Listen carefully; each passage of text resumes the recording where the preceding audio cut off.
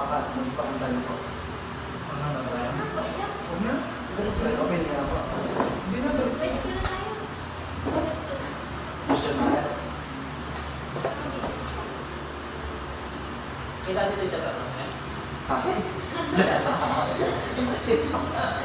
Kinubahan kami kalat na nakita ko. Hindi ka so. Sige, tayo pa rin muna ang ano na yan. Sundin tayo muna namin.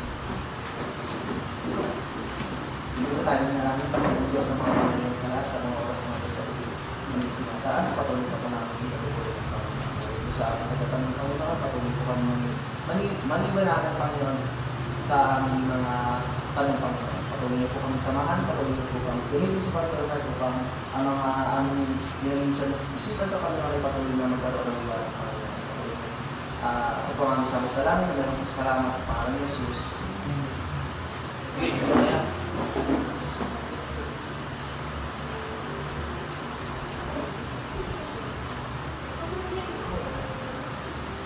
Masarin mo ako. Masarin ka. Paano ba mapanatili? Paano ba mapanatili ang pananampalataya sa gitna ng mga pagsubok? Sige, may katanong yan. So, kayo ba may mga problema na sa buhay? Kung bata pa na, may problema na. Ang tanong, paano ba tayo mapapanatili yung pananampalataya kahit tayo nasa midst of trials? Sa una, sa edad ng kabataan, parang wala naman kayong ibang problema madapat yan. Tama? Tama? Kasi sa edad ninyo, dapat wala pa talaga tayong problema na maliban kung gumawa tayo ng problema. Pero ngayon, maganda na rin tanong. Kasi maraming kabataan ngayon na nalulubog, na nadidisgrasya, o kaya nagkakamali ng landasin. Ngayon, kahit na, di ba in situation na nandun tayo sa gitna ng problema, ang parang maganda tanong doon eh, kailangan bang mawala ang pananampalataya sa gitna ng problema? Parang gano'n ano. Pero alam niyo, paano ba mapanatili yung pananampalataya? Kasi sa bagay na kuminsan, pag mahirap na yung sitwasyon, kung hindi mo na kaya, doon nga nag-exist yung pananampalataya. Doon ka nagkakaroon ng pagtawag sa Diyos. O kasi pag ang lahat ng bagay okay, parang walang sakit si nanay, walang sakit si tatay, walang problema sa pera, walang problema sa pagkain, hindi tayo natawag sa Diyos. Tama? Pero kung mayroong problema, doon natin makikita yung ating mga sarili na masasabi nyo, hindi ko kaya. Kailangan ko ng tutulong sa akin. Kailangan ko ng tulong ng Panginoon. Kasi sa gitna ng problema, doon nakikilala ang Diyos. Kung minsan yan sa karamihan, hindi nyo nakikilala ang Panginoon. Kaya pansinin ninyo, pag ang barkada ninyo ang inyong kasama, madalas yan nakakalimutan yung Diyos. Tama? Pero pag yung barkada nyo, dinala kayo sa isang sitwasyon na hindi maganda. Ano nagre-remind sa inyo? Sana, kung matanda na ako sa church, tama? Sana, doon na lang ako nagpunta kasi sumama sa iyo. Lalo na yung mga aksidente ngayon, magpapadamay kayo, nako-compromise tayo. Doon natin nare-realize na may Diyos na tayo tatawagan yung devil. Parang para sa akin, normal may mga pagsubok at doon natin na susubok din kung meron tayong pagtitiwala sa Diyos. Kasi hindi tayo nalalayo sa problema. Dahil ang tao talaga lapit na namin sa problema. Kasi kung ayaw nyo sa problema, nalapit yan sa Diyos. Tama? E ngayon, pag natin na sa problema, doon lang natin naalala ngayon. Kaya sa gitna ng sitwasyon, paano tayo titibay dito? Una, number one, aminin mo sa Diyos na tayo nagkakala. Pangalawa, aminin mo rin sa Diyos na hindi mo kayang isettle ito kung wala ang tulong ng Panginoon. Yun ang nagpapatibay ito. At pangatlo, panunumbalik. Kasi pag nagkamali ang tao, isa lang ang dapat gawin, repent. Ibig sabihin, balik. Balik. Kasi pag nagkamali ka na at nagpatuloy ka pa, paano tayo mahango? Kasi minsan inisip natin, nagkamali na ako, nakakaya na magpagamit si church. Tama? Nakakaya na sumimba. Dahil ganito ang ginawa ko. Nakakaya, hindi. Ang tunay na pananampalataya doon, kahit na ganun yung ginagawa natin, nandito pa rin sa Panginoon. Kahit na matindi yung pagsubok mo sa buhay mo, nandun pa rin tayo sa Panginoon. Doon tayo tigilan sa pananampalataya. Kahit anong problema, kahit ano yung dinadaanan natin ngayon, nandun pa rin tayo sa presensya ng Panginoon. Yun ang nagpapatilan. Doon tayo tigilan. Tatawag, magre-repent, manunumbalik sa ating Panginoon. Yun, doon tayo titigil sa pananampalataya kahit na tayo maraming pagsubok. Kasi magbigay kayo ng isang specific na problema kasi para maging broad. Ano ba yung mga naisip ng problema? Bakit di tayo para mawawala tayo ng pananampalataya? Sige, mag-isip kayo. Kahit hindi sa inyo, yung nakikita nila, kahit nakikita nila sila, ano ba yung mga problema? Bakit hindi sila nakakasunod? Bakit hindi sila nakakatagal sa gawain? Kasi,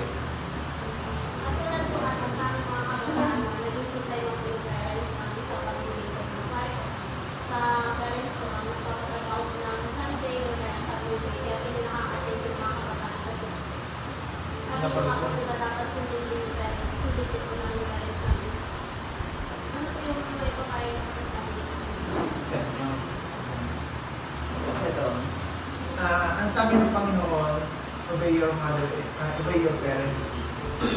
Sabi niya, sundin niyo yung mga magulang. Ang sinasabi, kung ang magulang ay nagsasalita patungkol sa mabuting bagay.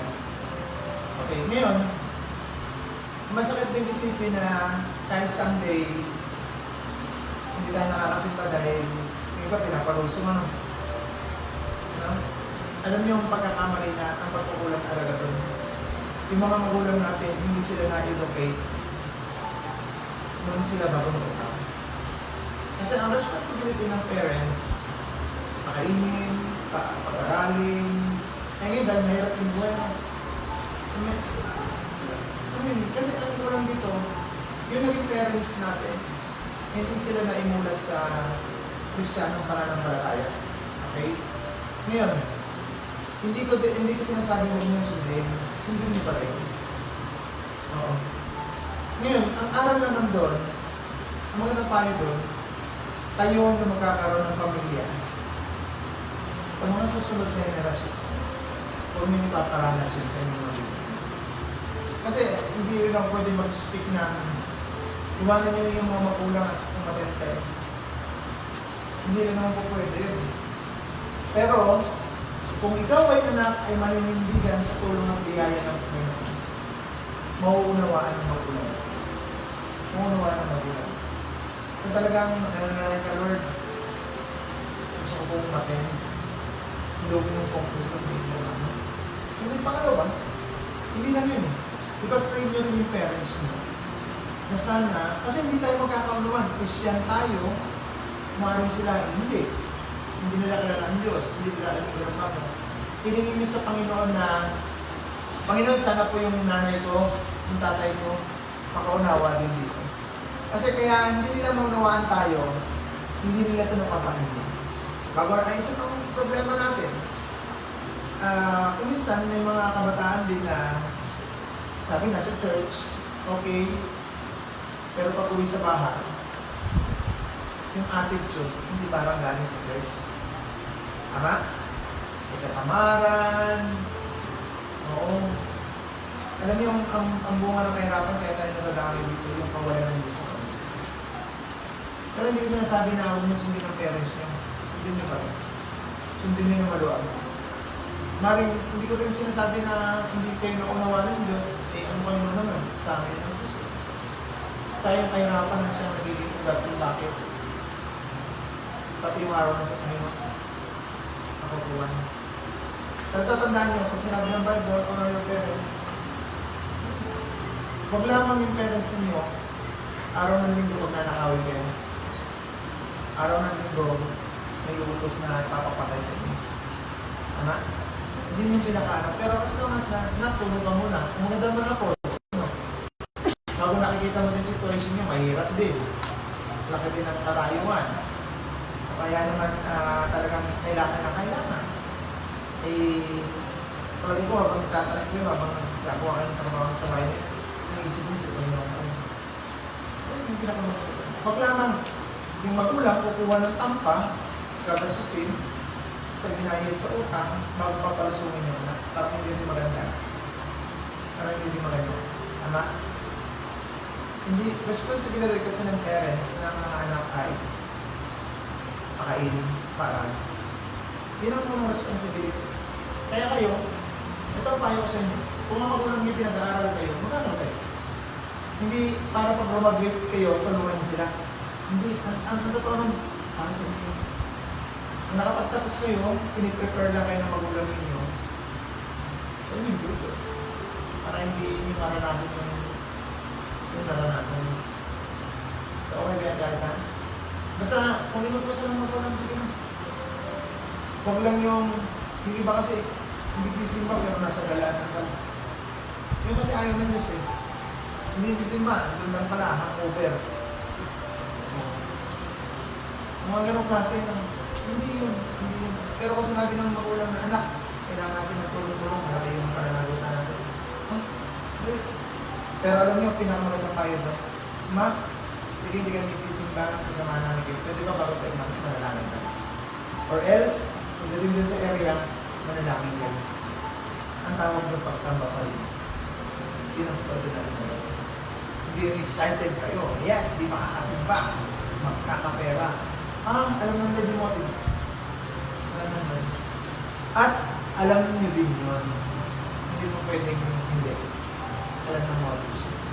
So ngayon, tanong, tarag ka namin sundin, magulang nyo. Magulang nyo. Okay? May tagal? Ano ba yung siya?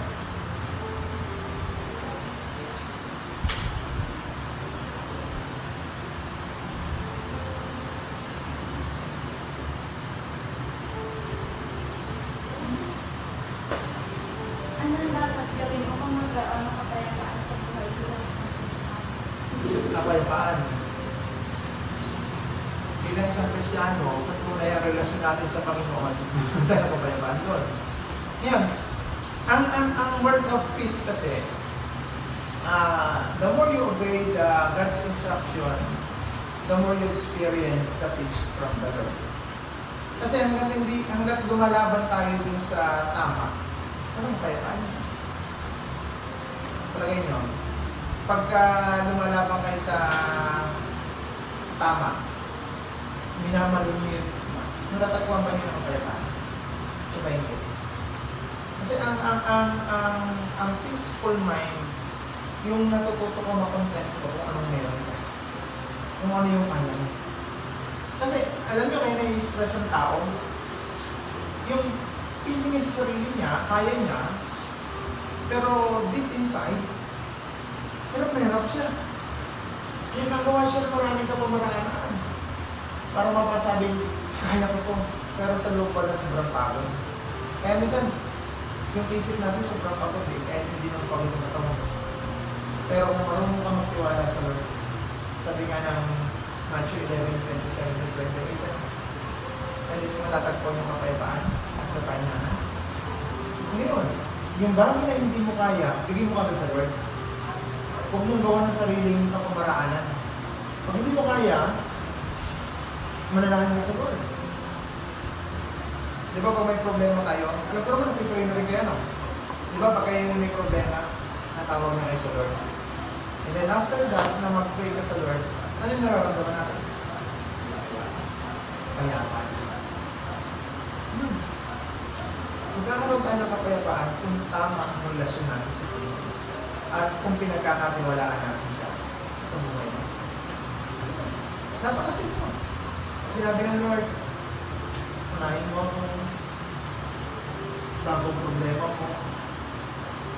Kaya natin. Kaya nga sabi ni, ito madalas yung sinasabi sa akin, si Imelda Marcos, yung asawa ni Senior Marcos, yung namatay ang mga magulang niya, sobra siyang stress. Parang hindi niya makita yung kapayapaan. Ginawa niya, lumabas siya. At umiga dun sa labas. Paghiga niya, dapit hapon, nakita niya, lawak na sky. Doon niya napagtanto na ang problema niya, ito yung mundo. Ito yung mundo. Pero nung nakita niya ang Diyos, ganito tayo.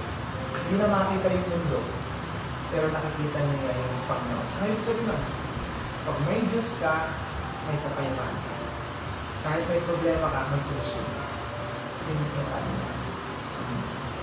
Ay mga anak, dapat peaceful mind lang kayo, enjoy nyo lang yung life. Hindi dapat kayo, di ba, mahirap ang buhay natin, ano? Nag-aaral kayo, hindi yung sustainability ng financial. Matuto kayo manahimik. Matuto kayo magpipit. Matuto tayong kumisan, matuto mamuloktot habang natulog tayo tapos. Hindi ng Proverbs. At kuminsan, para may kapayapaan din, huwag natin lagi ipilit yung gusto natin. Matuto tayo satisfied kung ano yung meron nila. Kasi hanggang hindi ka natututo masatisfy, hindi magiging payapa ang puso.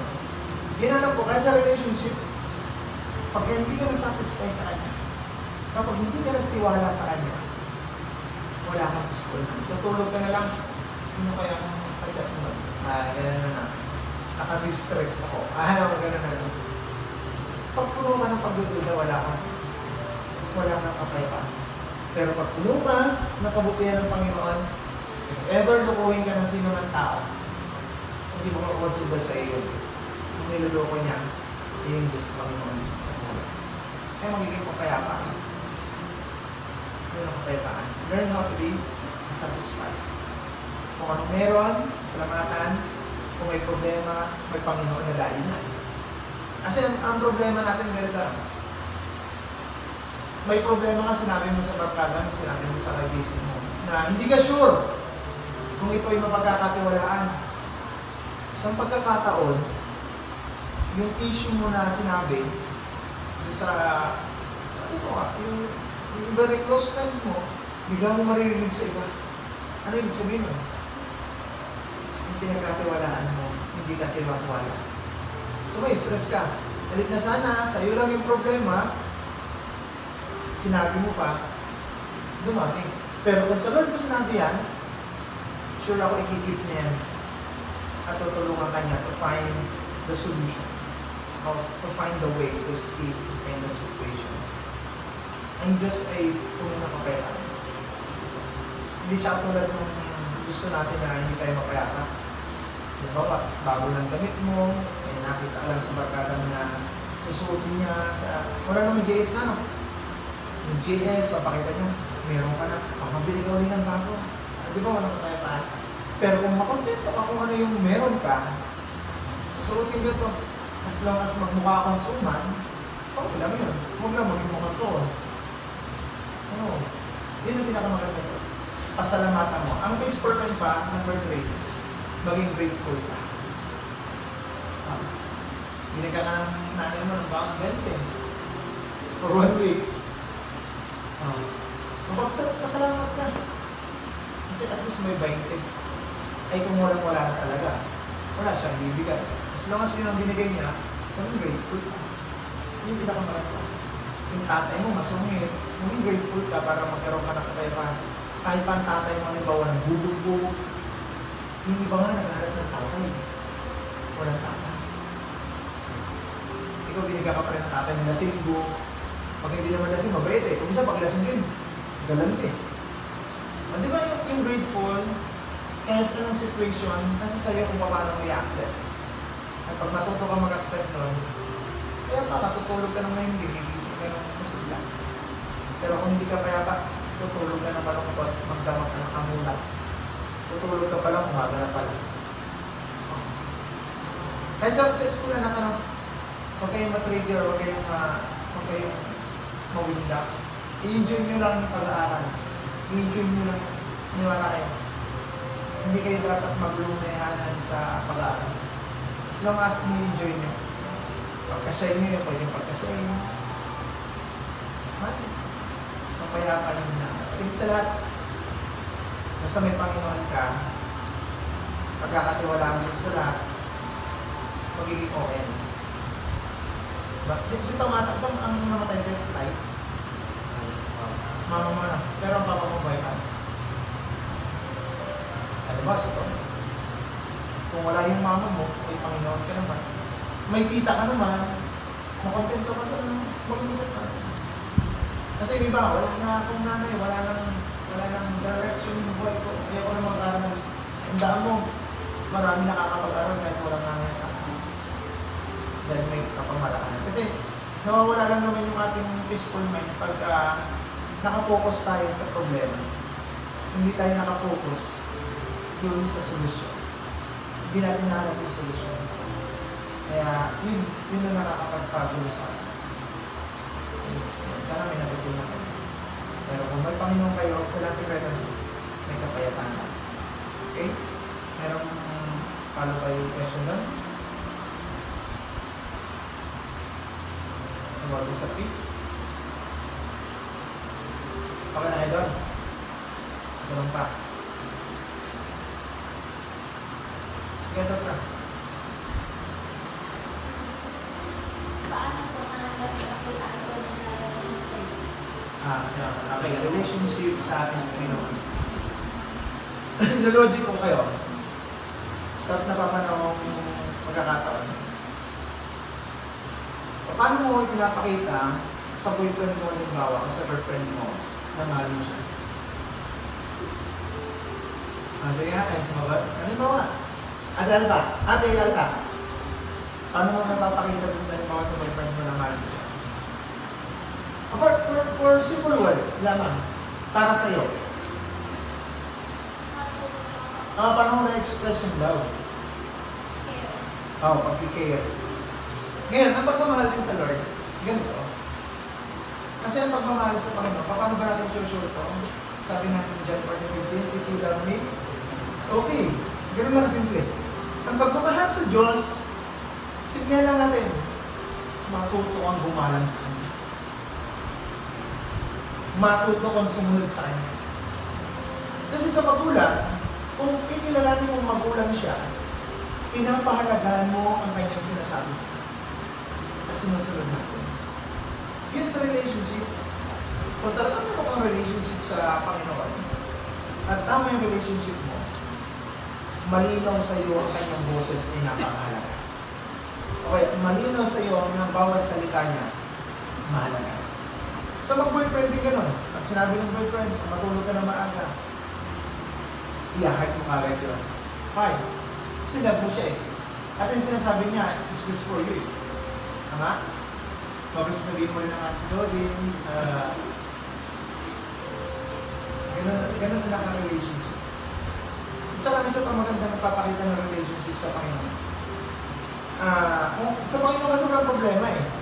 Ang problema lang tayo kung tunay ba yung ating pakikipagrelasyon sa Kanya. Kasi pag sinabi ng relationship o ridership, sabi doon, gaano mo pinapahalagahan yung mga salita niya sa iyo. Ganun ang relationship. Gaano mo pinapahalagahan yung sinasabi niya sa iyo. Kaya, sa relationship, ganun din. If ever na sinabi niya, huwag mo itong gagawin, sasabihin mo, ay, hindi naman niya ako nakikita. Di ba sa magjawa na?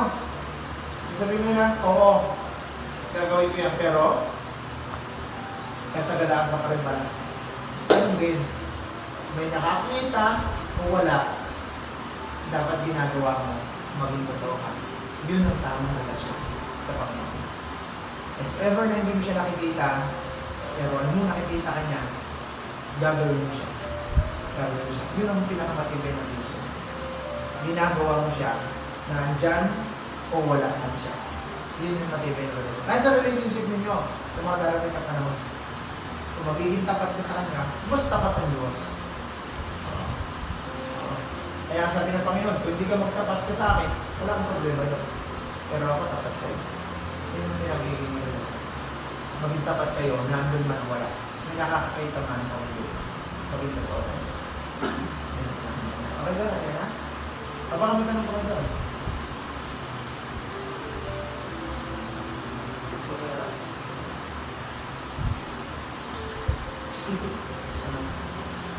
Ano ba? Ha? Ano Wala na. Ano ang tanong? Ang magandang tanong sa inyo, ito, paano natin nasasabi na mahalaga sa atin ang Diyos? Sige nga, kaya sumagot? How do you say that the Lord is important? In one word. Okay ba? Ano masasabing mahalaga sa Diyos? And so on lang. About the sentence.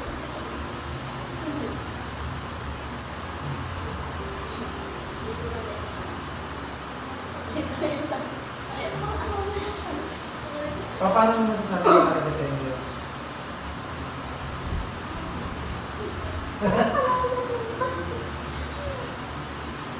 Parang ganito. Nasisimplihan natin. Yung cellphone mo, bakit mo siya hindi nga, gano'n siya kalat?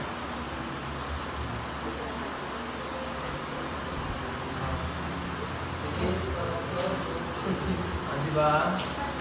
Pero hindi ko pwedeng i-define ng words like an hour cellphone. Pero tingnan natin, kung paano pinapangalagaan yung cellphone mo. Dahil for communication, for your family, ito ang ginagamit mo for searching the Google, your lesson, o kaya dito pinapadaan ng teacher nyo yung mga reminders, yung mga lesson plan. So napakalaga yan sa atin, ano? Kung ikaw estudyante, ito naman Diyos. Paano mo masasabi siyang mahalaga sa'yo? Ha? Lakas.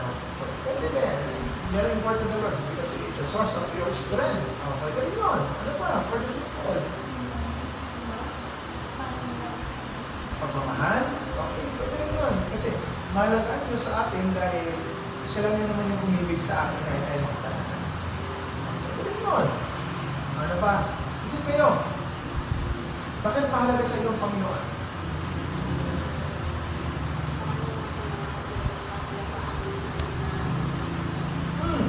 Dahil saan niya natin natagpuan yung kayapaan. Pinatawad tayo sa kasalanan. Siya lang yung kaya magpatawad. Diba? Pwede yun, malalit yun. Malalit sa akin naman kasi kahit ako makasalanan, narin pa rin ako.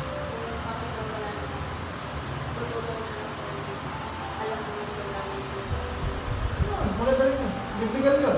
Psalms 27 verse 10, ano? Kahit wala na ang nanay at tatay mo, iniwanan ka na ng lahat-lahat sa iyo mo, pero yung Diyos na iyak ka.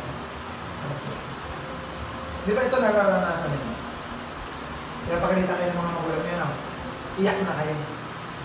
Yung pakiramdam ninyo, yung magulang nyo, yung kapatid nyo, hindi nakakaunawa sa inyo. Hindi mo maririnig sila yung Diyos pa lang. Kasi minsan, tama yung pinaglalaban mo, no? Pero dun sa mga tao na yan, mali ano? Okay, mag-alala nun. Kung tama yung pinaglalaban mo, alam ng Diyos. Yung isa pa rin yung pagmamahal ng Panginoon doon sa righteousness and justice niya. Napaka-makatarungan ng Panginoon. Sabi Joy, simple word, ba't mahalaga ng Diyos?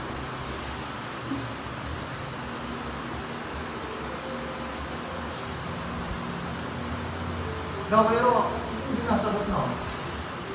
Ba't mahalaga sa Diyos?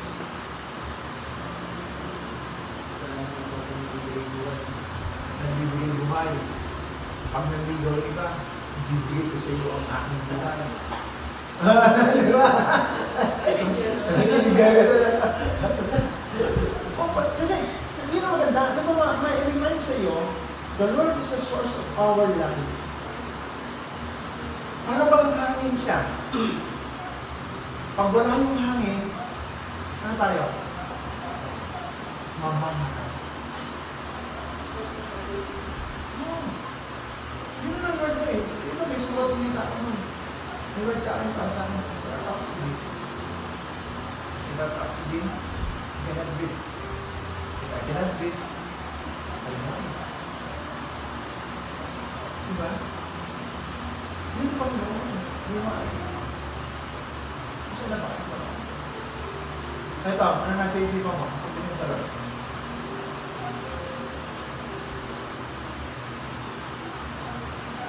Ayun lang, basta yung pumasok sa'yo, wala namang maling sagot dyan. Ikaw bro, ano sa'yo? Anong Diyos? Hindi, kung simple word lang, kahit isang salita lang, bakit mahalaga ang Diyos ko?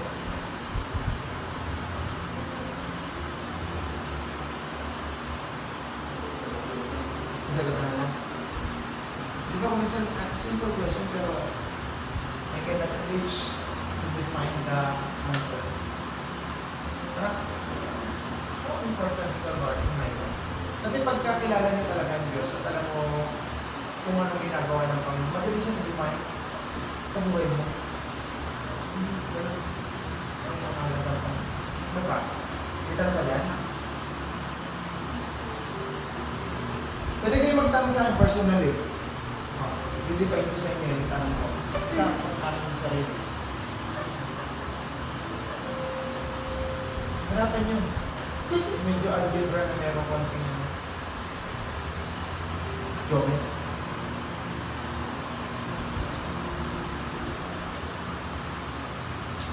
Kahit Tagalog, English, science mo, kaya kong i-define ng words of way. Pero hindi sinasabi ko niya ako na define. Pero kaya ko siya ipaliwanag in the way of Filipino, in the way of the English subject, mathematics, okay. Ano ang mga pinagdala ng banana? Ako? Hindi ko naman banana talaga. Okay. Hindi nakakaganda naman. Saan naman nag-start ang faith ko? Ito, pakwento ko sa inyo na mabilis. In 25 years, yun ang buhay namin napakahirap. In 25 years, hindi namin kilala ang Diyos. Although, nung nasa paniniwalang Roman Catholic kami, mas malaga sa amin, nasimba ng Pasko, simbang 24, o simbang gabi, o yung mahal na araw, yung posisyon, nagtutula kami niyan. Yun lang ginagawa namin for the whole years. Siguro yung Pasko at saka yun lang ang pinakamahal. O kaya yung ikasal ng ate ko, parang yun. Pero nag-start na pananampalataya ko, yung nasagad na ang pagod namin. Yung nasagad na yung hirap na nararanasan namin. Doon nag-start na natanong ko, bakit pag ganito kahirap ang buhay namin? Hindi naman kami nagnanakaw, hindi naman kami nandaraya. No, hindi kami nagkakaroon parang we are living in the good works. Alam niyo, ang kulang pala doon, yung makilala namin ng Panginoon. Mula doon sa mahirap na sitwasyon namin, nabago ang aming pananaw na nakabasa kami ng Bible. Nakabasa kami ng Bible. Ang first na verse na nabasa ko sa Bible, na hanggang ngayon ay memory verse ko, yung 2 Peter chapter 2 verse 9. Ang Panginoon ay hindi nagbabago sa kanyang pangako gaya ng inaakala ng ina. Pagkatandaan na gusto niya makapagsisi, malit ka sapagkat hindi niya nais na meron pa mga pagdalagan niya. Pero yun sa akin yun na yung kahirapan pala, may dulot ng kawalan natin ng pag-alam din sa Diyos. Kasi nung panahon na, ang hirap ng buhay natin. Nakita ko noon na nung nagkaroon ng relationship kami sa Lord, nag-start kami ng faith. Dahil sa kahirapan na parang kahit sinong tao na lapitan namin, kahit anong sipag na ginagawa namin, walang changes. Nauubos pa rin yung bigas namin sa madaling salita. Kaya nag-start ang faith namin nung naunawa namin na nakakahuli kami ng maraming isda, nagtatrabaho ako noon, pero may kulang pa rin yung pala yung Panginoon. Hindi pa nakukompleto ng pera ang pangangailangan mo sa buhay. Ang kukompleto pala ay yung Panginoon. Kaya nag-start ang faith namin.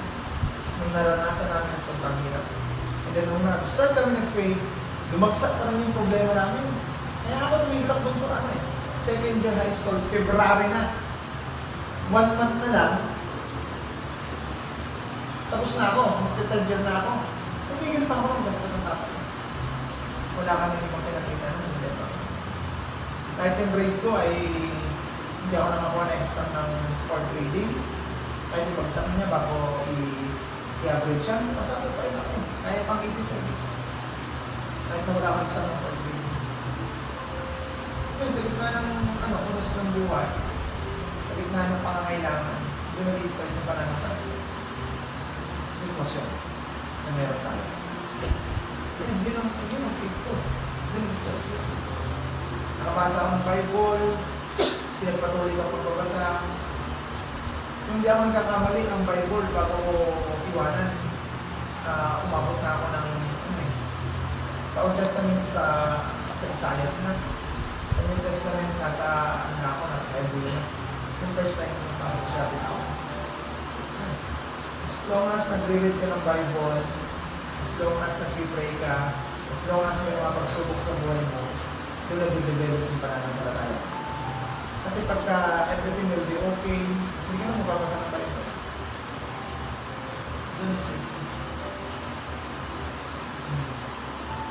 Doon start. Yung mahirap na sitwasyon, nasa kadiliman, hindi ako magkaroon ng kaliwanag.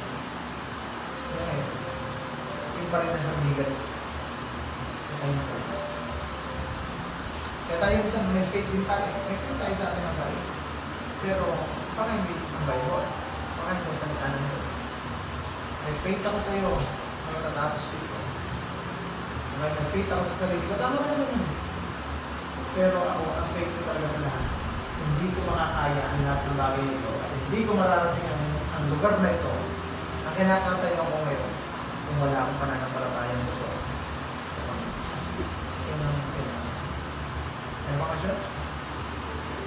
Ha? Kayo, ano ba ang blessing na ano ang oras sa inyong pagbabala?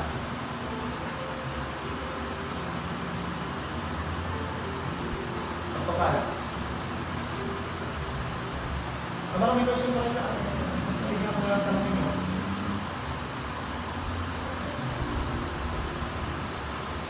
Wala na?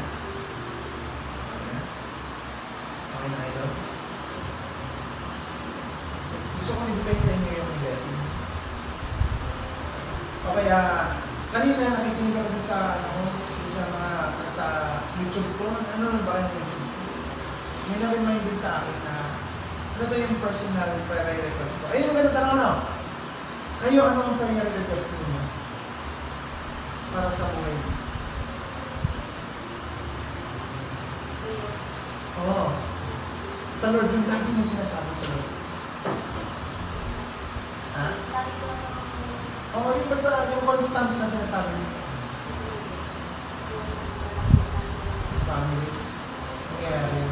Kung sa akin, sinasabi ko kasi, Gamitin na ako. kapit maga ka nag-iisip. Ano ka ito? Ako ang prayer request ko ito. Ang prayer request ko talaga from the very start of my Christian journey. Sa YouTube natin yun. Ang prayer request ko, Lord, turuan mo kung maging totoo. Oo, yun lang yan sinasabi ko. Kasi that's my personal request. Hindi lang agad yung family ko. Yung ako maging totoo sa paglilingkod ko sa Panginoon. Kasi ganito naramdaman ko. Once na maging totoo ka sa Panginoon, bagamat ang gusto ay totoo, magiging maayos yung lahat. Yung family mo, maayos niya, kahit na maraming problema. Yung career mo, yung planning mo, basta totoo ka sa iyong plano, totoo ka sa iyong hinihiling, na talaga yung pinag-request mo na yan ay una mag-glorify ang Panginoon.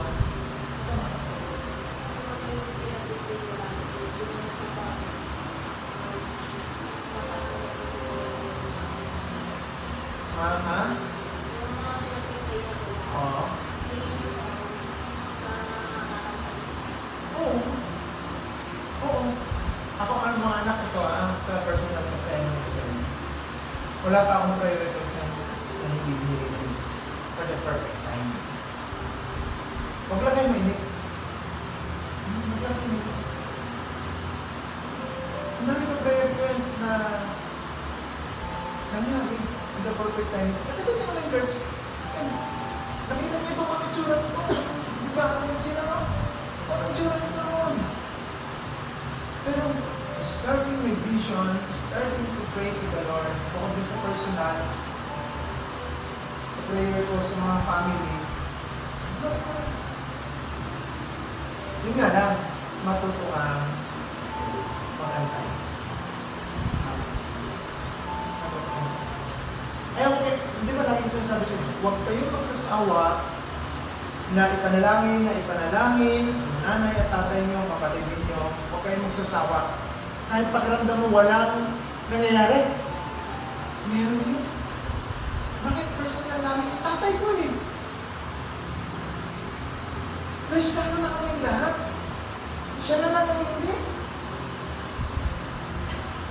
Kaya hindi ko makakalimutan yung hindi ko makakalimutan yung 2016 na yan. Hindi nag-start ng tatay.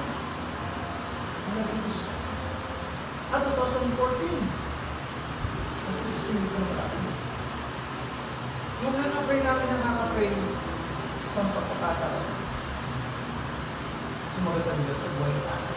Ayun. Oh. 25 years. Diba? Kaya huwag kayo magpapakita.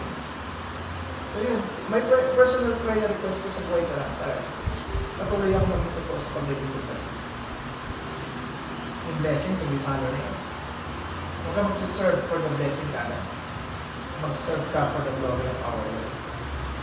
Yun ang para sa akin. Kasi, pag magsiserve ka para, Lord, sisima po ako, gawin ko po ito para pagpalain mo ako. Hindi.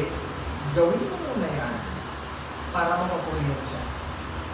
Diba sa mga bahay ninyo, pag ikaw ay mabait na bata, pagka ikaw ay masunurin, ibilubusan mo, anong paano na? Diba kahit hindi ka nangyayin sa nanay mo, may reward na video. Hindi ka kakagad ng iPhone. Yan. Hindi ka kakagad ng laptop. Kahit yung utang, meron din yung Lord. Basta magtatrabaho ka for glorify His name, ay palagay ko, kalak na kalak ng Diyos na ibigay sa iyo. Kaya, makita ka?